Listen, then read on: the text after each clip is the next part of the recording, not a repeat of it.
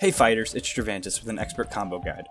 Rumble is an amazing game that allows players access to game pieces without explaining how to use them. This allows the community to share and be creative with what they learn in order to make everyone a better player. Through my time with Rumble, I quickly understood why I was going to love this game. Enemy fighters would hit me with a move that I had no idea was even possible.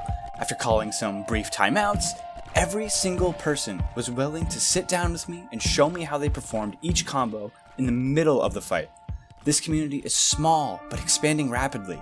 For new players coming in, I want to make sure your experience is welcome, comfortable, and a laid-back environment to grow your own abilities.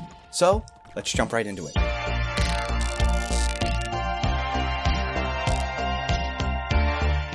Number 1 on the list is Topple. The early ranks of Rumble are a strange play space that requires fast thinking in a place where you aren't comfortable yet. With limited access to moves, you have to be sharp with how you use them.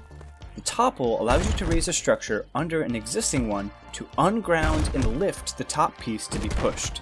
Topple is best used with a wall, though pillar is an appropriate substitution at earlier ranks. With this move, you'll be granted hard cover while simultaneously pressuring your enemy with heavy attacks. Number 2 on the list is the fast disc. Just as the name states, the fast disc utilizes the disc's small size for extra velocity when pushed by your straight.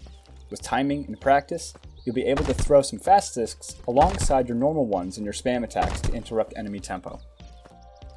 Next on the list is the jump throw. Jump throw is a very versatile attack that can be used in a variety of ways.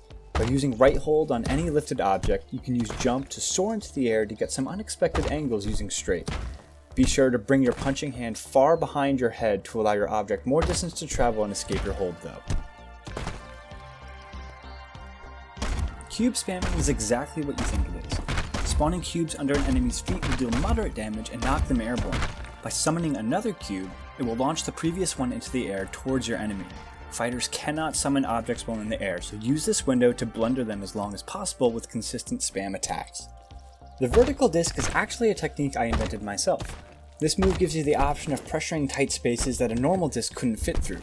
By utilizing Stomp, you can ground your own discs before they reach your opponent. From here, you can bounce them up with Kick, and give your flick a target to grab onto. Once you practice getting the correct angle, you can stomp it into the ground and send it.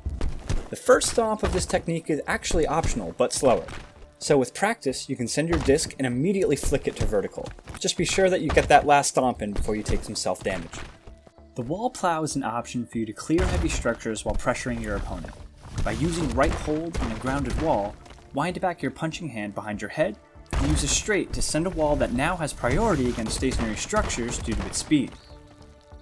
The Flail is an intimidating technique that has huge risk and reward as it leaves you open to attacks.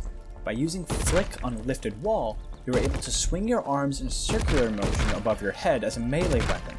This weapon will clear all moderate-sized structures and block a single enemy wall before being destroyed. If you want to end using your Flail, stomp it into the ground to get rid of it.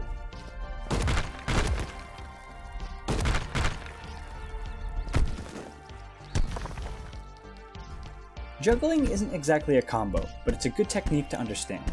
When you have an object under your control, keeping your opponent's eye occupied by what you're juggling can throw them off if they think they need to dodge. If you can bait them into jumping, you can get a free hit when they're vulnerable. Skipping is the hardest technique to learn on this list. It requires nearly perfect timing, which requires heavy practice. By using straight and kick within the same swipe motion, you're able to skip any object across the arena for more distance. Due to updates, this technique used to be a lot easier, so to accommodate, I found if I unclench my fist right after the straight and immediately clench it again, the technique will cooperate with you.